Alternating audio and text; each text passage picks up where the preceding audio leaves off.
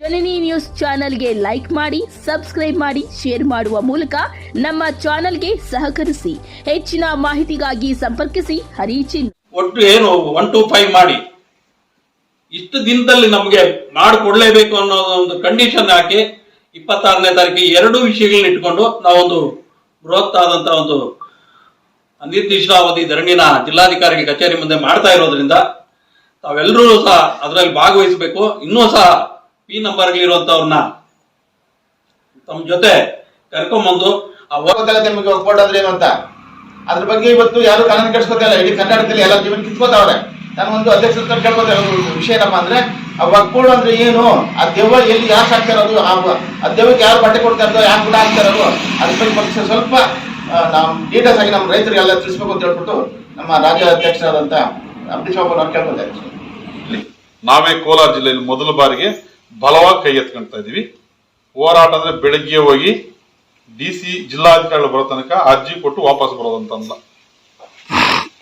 ವಾಪಸ್ ಬರಲ್ಲ. ನಿಮ್ ಮಳ್ಳಿದು ಪಿ ನಂಬರು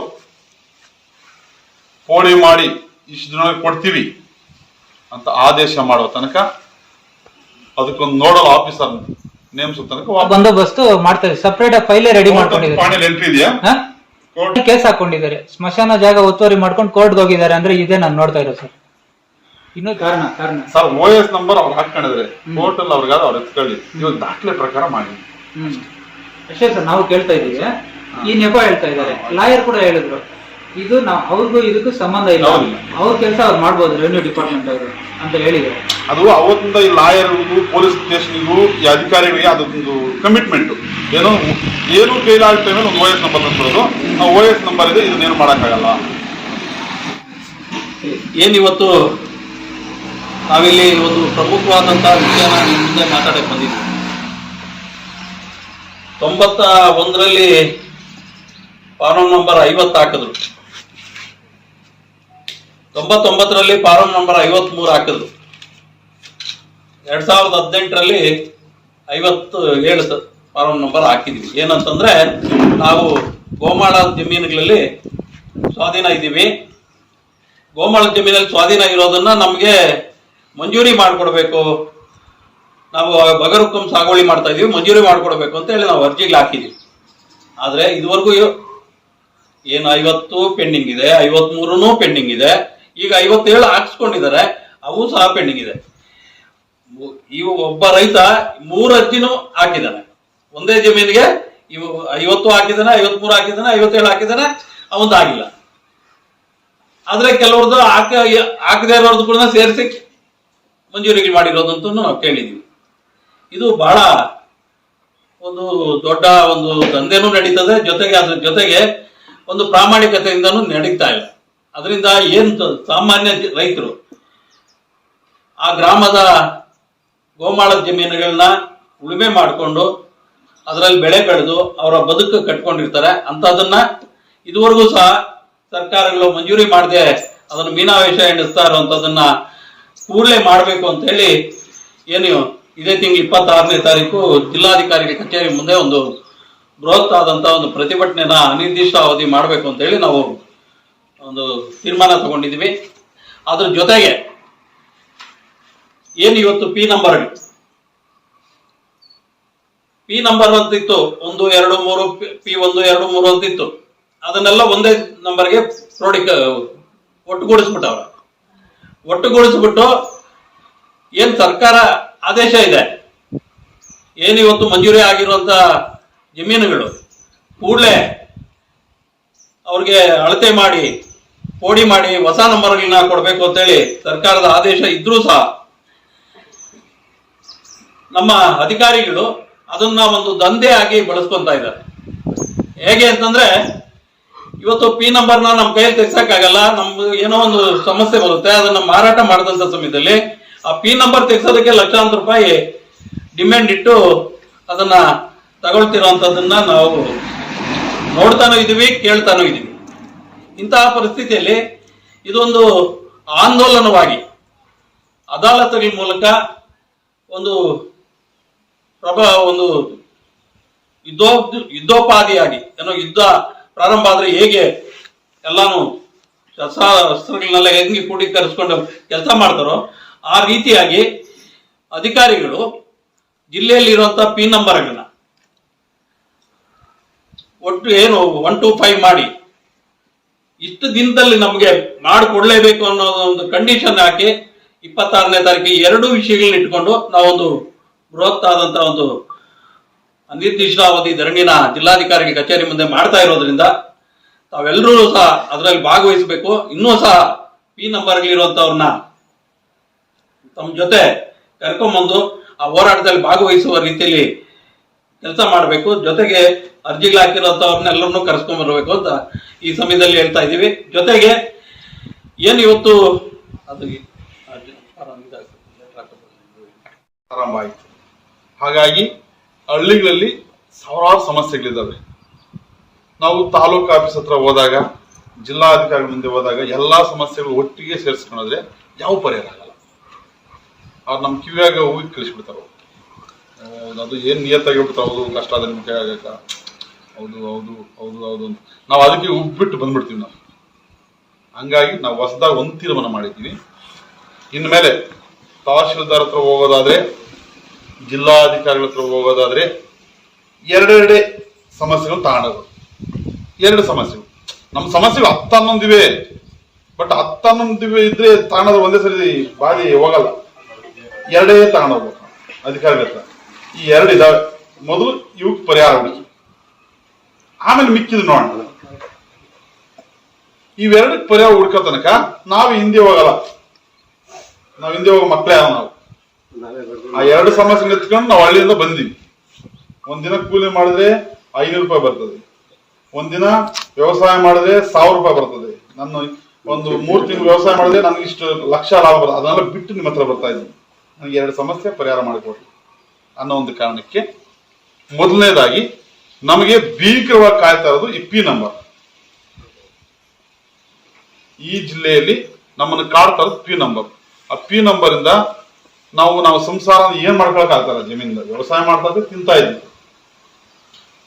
ಬಟ್ ಒಂದು ಏನಾದ್ರು ಬದುಕಕ್ಕೆ ಬೇರೆ ಮಾರ್ಗ ಇಡೋಣ, ಒಂದು ಬ್ಯಾಂಕ್ ಸಾಲ ಮಾಡ್ಸೋಣ, ಇಲ್ಲ ನಮ್ಮ ಅನಾನುಕೂಲಕ್ಕೆ ಅನುಕೂಲ ಆಗೋ ರೀತಿ ಏನಾದ್ರು ಮಾಡ್ಕೊಳ್ಳೋಣ ಅಂದ್ರೆ ಏನೂ ಆಗ್ತಾ ಇಲ್ಲ. ಅಣ್ಣ ತಮ್ಮಂದ್ರು ವಿಭಾಗ ಮಾಡ್ಕೊಳ್ತಾ ಆಗ್ತಾ ಇಲ್ಲ ಪಿ ನಂಬರ್ ಇರೋದ್ರಿಂದ. ಇದು ಮೊದಲು ನಮಗೆ ಭೀಕರವಾದಂತ ಸಮಸ್ಯೆ. ಎರಡನೇದು, ಅವತ್ತಿಂದ 40 ವರ್ಷದಿಂದ ಅರ್ಜಿಗಳು ಆಗ್ತಾನೆ ಇದ್ರಿ. ನೀವು ಗೋಮಾಳ ಜಮೀನಲ್ಲಿ ನೀವು ಅನುಭವದಲ್ಲಿದ್ದೀರಿ, ಸರ್ಕಾರಿ ಜಮೀನಲ್ಲಿ ಅರ್ಜಿಗಳು ಆಗ್ತಾ ಇದ್ರಿ, ಗ್ರಾಂಟ್ ಮಾಡ್ತಾ ಇದ್ರಿ. ಹಾಗಾದ್ರೆ ಪಿ ನಂಬರ್ ಪೋಡಿ ಮಾಡಬಾರ್ದು ಸರ್ಕಾರ ಆದೇಶ ಅಲ್ವಾ? ಸ್ಪಷ್ಟವಾಗಿ ಐತೆ. ಪಿ ನಂಬರ್ ಪೋಡ್ ಮಾಡಿ ರೈತರಿಗೆ ಹಂಚಿಕೊಡಿ, ಅವರು ಜೀವನಕ್ಕೆ ಸಂತೋಷವಾಗಿರ್ಲಿ, ಜೀವನದಲ್ಲಿ ಸಂತೋಷವಾಗಿರ್ಲಿ ಅಂತ ಸರ್ಕಾರದ ಆದೇಶ ಸ್ಪಷ್ಟವಾಗಿದೆ. ಅದಕ್ಕಾಗಿ ಮಾಡ್ತಾ ಇಲ್ಲ. ಯಾಕೆ ಮಾಡ್ತಾ ಇಲ್ಲ? ಪಿ ನಂಬರ್ ಅಲ್ಲಿ ಇರೋ ತನಕ ಅವ್ರಿಗೆ ಗಿಂಬಳ ಸಂಬಳಕ್ಕಿಂತ ಗಿಂಬಳ ಜಾಸ್ತಿ ಆಗ್ತದೆ. ಯಾಕಂದ್ರೆ ನಿನ್ ಫ್ರೀಯಾಗಿ ಪಿ ನಂಬರ್ ಪೋರ್ಟ್ ಮಾಡ್ಕೊಟ್ಬಿಟ್ರೆ ಅವ್ರ ದುಡ್ಡು ಬರಲ್ಲ. ಒಬ್ಬೊಬ್ಬ ರೈತನು ಹೋಗಿ ಒಬ್ಬ ಯಾರೋ ಮೀಡಿಯೇಟರ್ ನಡಿಬೇಕು, ಅಣ್ಣ ನನ್ನ ನಂಬರ್ ಪಿ ನಂಬರ್ ಇದೆ, ಡಿ ಸಿನೋ ತಹಸೀಲ್ದಾರ್ ಹಿಡಿದು ಏನೋ ಮಾಡೋಣ ಅಂತ. ಅವನ ಮೀಡಿಯೇಟರು 2.5 ಲಕ್ಷದಿಂದ 3 ಲಕ್ಷ ರೂಪಾಯಿ ಕೇಳ್ತಾನೆ. ನೀವು 2.5 ಲಕ್ಷ ಕೊಟ್ಟಿದ್ದೆ ಆದ್ರೆ ಪಿ ನಂಬರ್ ಆಗೋದು, ಕೋಡ್ ಆಗುತ್ತೆ, ಹೊಸ ನಂಬರ್ ಬಂತು. ಬಟ್ ಅವಾಗ ಬರೋದೇನು, ನಾವು ಅರ್ಜಿ ಹಾಕಿದಾಗ ಕೋಡ್ ಆಗ್ತಿದ್ದೇನೆ. ಅವಾಗ ಎಲ್ಲಾದಾಗ ಉಟ್ಕೊಬಿಡ್ತಾನೆ, ನಿನ್ನ ಪೈಲೆಲ್ಲಯ್ಯ, ನಿನ್ ಡಿಮ್ಯಾಂಡ್ ರಿಜಿಸ್ಟರ್ ಎಲ್ಲಯ್ಯ, ನೀನ್ ಎಷ್ಟು ನಿಂಗೆ ಅನ್ಬೋದಾಗಿದೆಯಾ ಎಲ್ಲ, ನೀ ಇದು ಎಸ್ ಹತ್ರ ಹೋಗ್ಬೇಕು, ತಿದ್ದುಪಡಿ ಆಗ್ಬೇಕು, ಡಿ ಸಿ ಹತ್ರ ಹೋಗ್ಬೇಕು, ತಿದ್ದುಪಡಿ ಆಗ್ಬೇಕು, ರಾತ್ರಿ ಆಗಲು ಅದಕ್ಕೆ ಇಲ್ಲಿ ದುಡ್ಡು ಅದಕ್ಕೆ ಕಟ್ಟಬೇಕು. ಮತ್ ಇವಾಗ ನಾವು ಆಯ್ತು ಇಷ್ಟು ವಯಸ್ಸಾಗುತ್ತೆ, ನಮ್ 3/4 ವಯಸ್ಸಾಗಿದೆ, ಇವಾಗಾದ್ರೂ ಅದ್ರ ವಿರುದ್ಧವಾಗಿ ನಾವು ಧ್ವನಿ ಎತ್ತಬೇಕಾ? ಇಲ್ಲ ಹಳ್ಳಿಗಳ ಇದು ಕುತ್ಕೊಂಡು ಇದ್ದೋಗ್ಬೇಕಾ ನಾವು? ಆಯ್ತು, ನಾವಂತೂ ಅದ್ರಲ್ಲಿ ಅರ್ಧ ಜೀವನ ಸೇವಿಸ್ಬಿಟ್ಟಿದ್ದೀವಿ, ನಾವಂತೂ ಅದ್ರಲ್ಲಿ ಸಂತೋಷ ಕಾಣಕ್ ಆಗ್ಲಿಲ್ಲ, ನಮ್ಮ ಮಕ್ಕಳಾದ್ರೂ ಸಂತೋಷವಾಗಿರ್ಬೇಕಲ್ಲ. ಅದಕ್ಕಾಗಿ ಆ ಹೋರಾಟನ ಇಡೀ ರಾಜ್ಯದಲ್ಲಿ ನಾವೇ ಕೋಲಾರ ಜಿಲ್ಲೆಯಲ್ಲಿ ಮೊದಲ ಬಾರಿಗೆ ಬಲವಾಗಿ ಕೈ ಎತ್ಕೊಳ್ತಾ ಇದೀವಿ. ಹೋರಾಟ ಅಂದ್ರೆ ಬೆಳಗ್ಗೆ ಹೋಗಿ ಡಿ ಸಿ ಜಿಲ್ಲಾಧಿಕಾರಿಗಳು ಬರೋ ತನಕ ಅರ್ಜಿ ಕೊಟ್ಟು ವಾಪಸ್ ಬರೋದಂತಲ್ಲ, ವಾಪಸ್ ಬರಲ್ಲ. ನಿಮ್ಮ ಹಳ್ಳಿದು ಪಿ ನಂಬರು ಪೋಡಿ ಮಾಡಿ ಇಷ್ಟು ದಿನ ಕೊಡ್ತೀವಿ ಅಂತ ಆದೇಶ ಮಾಡೋ ತನಕ, ಅದಕ್ಕೊಂದು ನೋಡಲ್ ಆಫೀಸರ್ ನೇಮಿಸೋ ತನಕ ವಾಪಸ್ ಬರಲ್ಲ. ಇರ್ಬೋದು ಅಲ್ಲಿ ಅಲ್ಲೂ ಇರ್ತೀರಾ ಎಲ್ರು? ಅಕಸ್ಮಾತ್ ಒಂದು 5-6 ದಿನ ಆಗ್ಬೋದು. ಇರ್ತೀರಾ? ಇಲ್ಲಿ 2 ಲಕ್ಷ 3 ಲಕ್ಷ 4 ಲಕ್ಷ ಖರ್ಚು ಮಾಡೋ ಬದಲು ಒಂದ್ 3 ದಿನ ತಲೆ ಕೆಲ್ಸ್ಕೊಂಡಿರ್ಬೋದಲ್ಲ? ಹೌದು, ಇರ್ಬೋದು. ಸಮಸ್ಯೆ ಬಗೆಹರಿತ್ತಂದ್ರೆ ಇರ್ಬೋದು. ನೀವು ಒಪ್ಪಿಗೆ ಕೊಡ್ಬೇಕು. ನೀವು ಯಾಕಂದ್ರೆ ನಾನು ಶಿವಣ್ಣ ಹೋಗಿ ಹೋರಾಟ ಮಾಡಕ್ಕಾಗಲ್ಲ, ನಿಮ್ಮ ನಮ್ಮೂವರೇ ಕುತ್ಕೊಂಡು ಹೋರಾಟ ಮಾಡಕ್ಕಾಗಲ್ಲ. ನಿಮ್ಮೆಲ್ಲರ ಬೆಂಬಲ ಇದ್ರೆ ನಾವು ಏನಿದ್ರು ಜನರ ಸಪೋರ್ಟ್ ಇದ್ರೆ ಮಾತ್ರ ಮಾಡಕ್ಕಾಗುತ್ತೆ. ನಾವ್ ಇದನ್ನ ತೀರ್ಮಾನ ತಗೊಂಡಿದ್ವಿ. ಯಾವ ರೀತಿ ತೀರ್ಮಾನ ಅಂದ್ರೆ ಹಂಗೆ ಅದ್ರಲ್ಲಿ ನಮ್ಮ ಸಂಘಟನೆ ಪ್ರಾಂತ ಆಗಿದೆ. ಧೈರ್ಯವಾಗಿ ಹೇಳ್ಬೋದು, ತಪ್ಪೇನಿಲ್ಲ. ನಾವು ರೈತ ಸಂಘದಲ್ಲಿ ಪ್ರತಿನಿಧಿ, ರೈತ ಸಂಘದಲ್ಲಿ ನಾನೊಬ್ಬ ಮೆಂಬರು, ಒಬ್ಬ ಗ್ರಾಮ ಪಂಚಾಯತ್ ಮೆಂಬರ್ ಆದ ಅವ್ರು ಎಷ್ಟೋ ಅಂತಾರೆ, ಎಷ್ಟೋ ದುಡ್ಡು ಖರ್ಚು ಮಾಡ್ಬಿಟ್ಟು ನಾವು 5 ವರ್ಷ ಅಷ್ಟೇ ಅವ್ರದ್ದು. ನಾವು 45 ವರ್ಷದಿಂದ ರೈತ ಸಂಘದಲ್ಲಿ. ನಾವ್ ಯಾಕೆ ಹೇಳಿಕೆ ಬರ್ದು ರೈತ ಸಂಘದವ್ರು ನಾವು ಅಂತ? ಅದಕ್ಕೆ ನಾಚಿಕೆ ಪಡ್ದೆ. ಸಮಸ್ಯೆಗಳು ಇರೋದನ್ನ ನಮ್ಮ ಊರಲ್ಲಿ ಇರ್ತಕ್ಕಂಥ ನಾವು ಸಮಸ್ಯೆಗಳನ್ನ ನೋಡಿ ಕೇಳ್ತೀವಿ. ಅವಕಾಶ ಏನ್ ಪ್ರಾಬ್ಲಮ್ ಯಾರು ಹೇಳಕ್ಕಾಗಿಲ್ಲ. ನಾವು ಹೋಗ್ಬೇಕು ನೋಡ್ಬೇಕು ಅಂತ ಹೇಳ್ತಾ ಇವತ್ತು ಇನ್ನೂ 2-3 ಮೀಟಿಂಗ್ ಇದೆ. ಜಾಸ್ತಿ ಎಲ್ಲ ಹೋಗೋದು ಬೇಡ. ಸುಮಾರು ಇದೆ. ಗ್ರಾಮ ಪಂಚಾಯತ್ ನೀರು ಬರ್ತಾ ಇಲ್ಲ, ಗ್ರಾಮ ಪಂಚಾಯತ್ ಸರಿಯಾಗಿ ವಾಟರ್ ಮ್ಯಾನ್ ನೀರು ಬಿಡ್ತಾ ಇಲ್ಲ. ಅದ್ರ ಪಂಚಾಯತಿ ಇವ್ರಿಗೆ ಹೇಳ್ಬೇಕು, ವಾಟರ್ ಮ್ಯಾನ್ಗೆ ಹೇಳ್ಬೇಕು, ಫೋನ್ ನಂಬರ್ ಇಟ್ಕೋಬೇಕು. ಅವ್ರಾಗಿಲ್ಲ ಪಿ ಡಿ ಓಗೆ ಹೇಳ್ಬೇಕು, ಅವ್ರಾಗಿಲ್ಲ ಇವಾಗ ಹೇಳ್ಬೇಕು. ಅದೇ ರೀತಿ ಒಬ್ಬ ಕರೆಂಟ್ ಇಲ್ಲ, ಫೋನ್ ಮಾಡ್ರಿ ಲೈನ್ ಅವನಿಲ್ಲ, ಎಗ್ ಮಾಡ್ರಿ, ಜೆಇಗ್ ಮಾಡ್ರಿ, ಎಡಬ್ಲ್ಯೂಗ್ ಮಾಡ್ರಿ, ಕಂಟಿನ್ಯೂಸ್ ಅವ್ರು ನಂಬರ್ ಇಟ್ಕೊಂಡು ನಾವು ಮಾಡಿಕೆ ಆಯ್ತು ಅಂದ್ರೆ ನಾವು ಈ ಒಂದು ಇದನ್ನು ಕೊಡೋದಕ್ಕಾಗಿ ನಾವು ಅಲ್ಲೇ ಮೀಟಿಂಗ್ ಮಾಡ್ತಾ ಇರೋದು. ಇವತ್ತು ನೋಡ್ರಿ, ಹಳ್ಳಿಗಳಲ್ಲಿ ಮನೆ ಕಟ್ಬೇಕು ಅಂತ ಹೋದ್ರೆ ಆ ಬಿಸ್ನೆಸ್ ಅವ್ರು ಬಂದವ್ರಂದ್ರೆ ಲೆಕ್ಕ ಜಮಾದ್ರು ಬರ್ದಾಕ್ಬಿಡ್ತಾರೆ. ನೀವು ಟೆಂಪ್ರರಿ ಮೀಟರ್ ತಗೊಂಡಕ್ಕ ಆಗಲ್ಲ. ನಾವು ಟೆಂಪ್ರರಿ ಮೀಟರ್ ತಗೊಂಡಿಲ್ಲ ಅಂದ್ರೆ ಎಷ್ಟು ಬೇಕಾದ್ರೂ ಬರೋದು, 3 ಲಕ್ಷ 5 ಲಕ್ಷ ಪೆನಾಲ್ಟಿ, ಅಲ್ಲೇನು ಇರೋಲ್ಲ. ಅದು ಅದೊಂದು ಪ್ರಾಬ್ಲಮ್. ಮಾತ್ರ ಇನ್ನೊಂದು ಪ್ರಾಬ್ಲಮ್ ಏನು ಅಂತ ಹೇಳಿದ್ರೆ, ನಾವು ಹಳ್ಳಿಗಳಲ್ಲಿ ನಾವು ಹೋದಾಗ ಸುಮಾರು ಕಡೆ ನೋಡ್ತೀವಿ, ಅಲ್ಲಿ ನಮ್ಮ ಸಮಸ್ಯೆಗಳು ಸುಮಾರು ಇದ್ರು ಅದಕ್ಕೆ ನಾವು ಒಂದು ನಾಂದಿ ಆಡ್ಬೇಕಂದ್ರೆ ಇರೋದೇ ಮೈನ್. ನಾವೇನು ಸಂಘಟನೆ ಧೈರ್ಯ ಹಾಕಿ ಹೇಳ್ಬೇಕು. ID ಕಾರ್ಡ್ ಯಾರು ಕೇಳಲ್ಲ, ಮಾಡ್ರಿ, ಮಾಡಿಸ್ಕೊಳ್ರಿ, ಒಂದು ಫೋಟೋ ಕೊಡ್ರಿ, ಶಾಲು ಹಾಕೊಂಡಿರ್ತಾರೆ, ಒಂದು ಆಧಾರ್ ಕಾರ್ಡ್ ಕೊಡ್ರಿ, ID ಕಾರ್ಡ್ ಮಾಡ್ಕೊಡ್ತೀವಿ. ನಾವು ರೈತ ಸಂಘದಲ್ಲಿ ಒಂದು ಮೆಂಬರ್ ಆಗಿದ್ದೀವಿ ಅಂತ ಹೇಳ್ಕೊಂಡು ಇವತ್ತು ಯಾವುದೇ ಒಂದು ಸರ್ಕಾರದ ಅಧಿಕಾರಿ ಅವರು ಸಂಬಳ ತಗೊಂಡ್ರೆ ಒಂದ್ ದಿವ್ಸಕ್ಕೆ ಎಷ್ಟು ಬೀಳುತ್ತೆ? ಗೌರ್ಮೆಂಟ್ ಟೀಚರ್ 40,000 ಸಂಬಳ, ದಿವ್ಸಕ್ಕೆ 2,000 ರೂಪಾಯಿ ಬಿತ್ತು. ಒಂದ್ ದಿವಸ ಸ್ಕೂಲ್ ಬಂದ್ರೆ ಯಾರು ಮಕ್ಳು ಹಾಳಾಗೋದು? ಯಾಕೆ ನಾವು ಪ್ರೈವೇಟ್ ಕಳಿಸ್ಬೇಕು? ಪ್ರೈವೇಟ್ ಹೋದ್ರೆ ಎಷ್ಟು ನಮ್ಮ ಮಕ್ಕಳ ಫೀಸ್ ಎಷ್ಟು? ನಾವು ಅಷ್ಟು ದುಡ್ಡನ್ನು ಖರ್ಚು ಮಾಡೋದ್ರ ಬದಲು ಗೌರ್ಮೆಂಟ್ ಸ್ಕೂಲ್ ಯಾಕೆ ಕಳಿಸ್ಬಾರ್ದು? ಈ ತರ ಇವನ್ನೆಲ್ಲ ನಾವು ಆದೇಶ ತಗೊಂಡು ನಾವು ಈ ತರ ಮಾಡಿದ್ದೆ ಆಯ್ತು ಅಂದ್ರೆ ಸುಮಾರು ಇವೇ ಅಲ್ಲ. ಇವಾಗ ನೋಡಿ, ನಾವು ಕಷ್ಟಕ್ಕೆ ಏನೋ ಒಂದು ಒಡವೆ ತಗೊಂಡು ಬ್ಯಾಂಕಲ್ಲಿ ಇರ್ತೀವಿ. ಆ ಬೋಳಿ ಮಕ್ಕಳು ಅವ್ರ ಒಂದು ಇದಕ್ಕೆ ಏನೋ ಪ್ರವಾಸಂಗೆ ಅವ್ರಿಗೊಂದು ಉದ್ದಾರಕ್ಕಾಗಿ ಆಕ್ಷನ್ ಆಗ್ಬಿಡೋದು. ಅದು ಯಾವ್ದು ನೋಟಿಸ್ ಬಂದಿರಲ್ಲ, ಏನೋ ಫೋನ್ ನಾವು ಹೇಳ್ಬಿಡೋದು, ಪೇಪರ್ ಆಡ್ ಹಾಕ್ಬಿಡೋದು. ಯಾರು ಮೊಬೈಲ್ ಪೇಪರ್ ಓದ್ತೀರಿ? ಇವೆಲ್ಲ ಸುಮಾರು ನಡೀತದ. ಇವಕ್ಕೆಲ್ಲ ನಾವು ಈ ತರ ಮೀಟಿಂಗ್ ಯಾವಾಗ ಬರ್ತಾ ಇದ್ರೆ ಪಾಯಿಂಟ್ ಸುಮಾರು ಗೊತ್ತಾಗ್ತದೆ. ಈ ತರ ಇದನ್ನ ನಷ್ಟಪಡಿದೆ ನಾನು ಸೋಮವಾರ ನಾವೆಲ್ಲ ಒಂದು ಅದಕ್ಕೆ ಒಂದು ಕೊನೆ ಆಡ್ತಾ ಇದ್ದೀವಿ. ಇವತ್ತು ಬ್ಯಾಂಕ್ಗಳೆಲ್ಲ ಹೋದ್ರೆ ಅಲ್ಲಿ ನಮ್ದು ಇದು ಕೇಳ್ತಾರೆ, ಏನು ಇದು ಹಿಂದೆ ಯಾರೋ ವಕ್ಫ್ ಬೋರ್ಡ್ಗೆ ದಾನ ಕೊಟ್ಟಿರುವಂತದ್ದು, ಸರ್ಕಾರದಿಂದ ಅಲಾಟ್ ಆಗಿರುವಂತ ಜಮೀನುಗಳು ವಕ್ಫ್ ಬೋರ್ಡ್ ಆಸ್ತಿಗಳು ಅಂತ ಬರ್ತದೆ. ಅದು ಯಾವುದೋ ಕಾಲದಲ್ಲಿ ದೇಶ ಬಿಟ್ಟು ಹೋಗಿದ್ದಾರೆ, ಅವರು ವಕ್ಗೆ ಬಿಟ್ಟು ಹೋಗ್ಬಿಟ್ಟಿದ್ದಾರೆ, ವಕ್ಗೆ ದಾನ ಕೊಟ್ಟು ಹೋಗಿದ್ದಾರೆ. ಮತ್ತೆ ಸರ್ಕಾರಕ್ಕೆ ಇದು ಇನ್ನೊಂದೇನಾಗಿದೆ ಅಂತಂದ್ರೆ, ಹಳ್ಳಿಗಳಲ್ಲಿ ಅಲ್ಲೊಂದು ಮನೆ ಇಲ್ಲೊಂದು ಮನೆ, ಒಂದು 10 ಮನೆ 15 ಮನೆ ಒಂದೊಂದು ಹಳ್ಳಿಗಳಲ್ಲಿ ಜನ ಮುಸಲ್ಮಾನರು ಇದ್ರು. ಅಲ್ಲಿ ಒಂದು ದರ್ಗಾನೋ ಏನೋ ಒಂದು ಕಟ್ಕೊಂಡಿದ್ದಂಥವ್ರು ಅವರು ಏಕಾಏಕಿ ಬಿಸ್ನೆಸ್ ಮೇಲೋ ಏನೋ ಮೇಲೆ ಎಲ್ಲ ಬಿಟ್ಟು ಹೊಟ್ಟೋಗ್ಬಿಡ್ತಾರೆ. ಅದು ಹಂಗೆ ಇರ್ತದೆ. ಅದು ಆಕ್ಚುಲಿ ಅದು ವಕ್ಫ್ ಬೋರ್ಡ್ ಆಸ್ತಿ ಅಲ್ಲ. ಯಾಕಂದ್ರೆ ಅವರಷ್ಟು ಅವ್ರು ಬಿಟ್ಟೋಗಿದ್ದಾರೆ, ಅವ್ರೇನು ದಾನ ಕೊಟ್ಟೋಗಿಲ್ಲ ವಕ್ಫ್ ಬೋರ್ಡ್ಗೆ. ಅದಕ್ಕೆ ಒಂದು ದಾಖಲೆ ಕ್ರಿಯೇಟ್ ಮಾಡ್ಕೊಂಡು ವಕ್ಫ್ ಬೋರ್ಡ್ನವರು ಅಲ್ಲಿ ವಕ್ಫ್ ಆಸ್ತಿ ಅಂತ ಹೇಳಿ ಸೇರ್ಸೋಕೆ ಹೊರಡ್ತಾ ಇದ್ದಾರೆ. ಇದು ಆಗ್ತಾ ಇರುವಂತದ್ದು ದೊಡ್ಡ ಒಂದು ಕಾರಣ. ಯಾಕಂದ್ರೆ ಉತ್ತರ ಕರ್ನಾಟಕ ನಮ್ಮಲ್ಲಿ ನಮ್ದು 1025 ಎಕರೆ ಇದೆ ಕೋಲಾರ ಜಿಲ್ಲೆಯಲ್ಲಿ. ಅದರಲ್ಲಿ 110 ಆಸ್ತಿಗಳು ಕೋಲಾರ ನಗರದ್ದು. ಮತ್ತೆ ಅದರಲ್ಲಿ ಮುಸಲ್ಮಾನರು ಇರೋ ಪಾಪ ರೈತರು ಉಳುಮೆ ಮಾಡ್ಕೊಂಡು ಜೀವನ ಮಾಡ್ತಿರೋ, ವ್ಯವಸಾಯ ಮಾಡ್ತಿರೋ ಅಂತ 50% ಜನ ಮುಸಲ್ಮಾನರೇ ಇದ್ದಾರೆ, ಇಲ್ಲ ಅಂತಲ್ಲ. ಆದ್ರೆ ಇವರು ಏಕಾಏಕಿ ಒಂದು ಆಸ್ತಿಯಲ್ಲಿ ಹೋಗಿ ವಕ್ ಅಂತ ಸೇರಿಸುವಾಗ ಆ ಪಾಣಿಯಲ್ಲಿ ಯಾರ ಹೆಸರಿದೆ ಅವ್ರಿಗೆ ಒಂದು ನೋಟಿಸ್ ಕೊಡ್ಬೇಕು. ಕಾಮನ್ ಸೆನ್ಸ್, ಅದು ಬೇರೆ ಏನಲ್ಲ, ಒಂದು ಕಾಮನ್ ಸೆನ್ಸ್.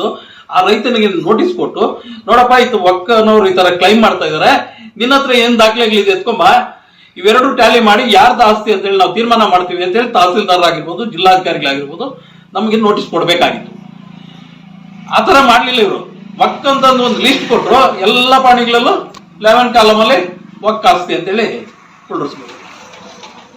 ಇದು ತಪ್ಪು ಅಂತ ನಾವು ಹೇಳುವಂಥದ್ದು. ಯಾಕೆಂತಂದ್ರೆ ಅವ್ರ ಆಸ್ತಿ ಆದ್ರೆ ಅವ್ರು ಕುಳ್ಳಿಸ್ಲಿ, ನಾವೇನು ಬೇಡ ಅಂತ ಹೇಳಲ್ಲ. ವಕ್ ಆಸ್ತಿ ಆದ್ರೆ ಇವಾಗ ಮುಜರಾಯಿ ಆಸ್ತಿಗಳು, ದೇವಸ್ಥಾನದ ಇನಾಮತಿಗಳು ಹೇಗೆ ಅವ್ರ ಹೆಸರುಗಳಲ್ಲಿ ಇದೆಯೋ ಅದೇ ರೀತಿ ಅವ್ರ ಹೆಸರು ಇರ್ಲಿ, ನಾವೇನು ಬೇಡ ಅಂತ ಹೇಳಲ್ಲ. ಆದ್ರೆ ಅವ್ರ ಹೆಸರು ಇಲ್ಲದೆ ಇರುವಾಗ ಅವ್ರ ಹೆಸರು ಸೇರಿಸ್ಬೇಕಾದ್ರೆ ಅದರಲ್ಲಿ ಯಾರ ಹೆಸರು ಖಾತೆದಾರರು ಇರ್ತಾನೋ ಅವ್ನಿಗೊಂದು ನೋಟಿಸ್ ಕೊಡ್ಬೇಕನ್ನೋ ಕಾಮನ್ ಸೆನ್ಸ್ ಈ ಜಿಲ್ಲಾಧಿಕಾರಿಗಳಿಗಾಗಿರ್ಬೋದು, ಈ ತಹಸೀಲ್ದಾರ್ಗಳಿಗಾಗಿರ್ಬೋದು ಇರ್ಬೇಕಾಗಿತ್ತು.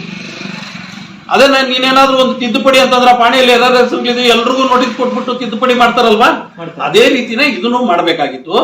ಇದನ್ನ ಮಾಡದೆ ಏಕಾಏಕಿ ಸೇರಿಸಿರುವಂತದ್ದೇ ಇವತ್ತು ಇಷ್ಟೆಲ್ಲ ಕರ್ನಾಟಕದಲ್ಲೇ ದೊಡ್ಡ ಒಂದು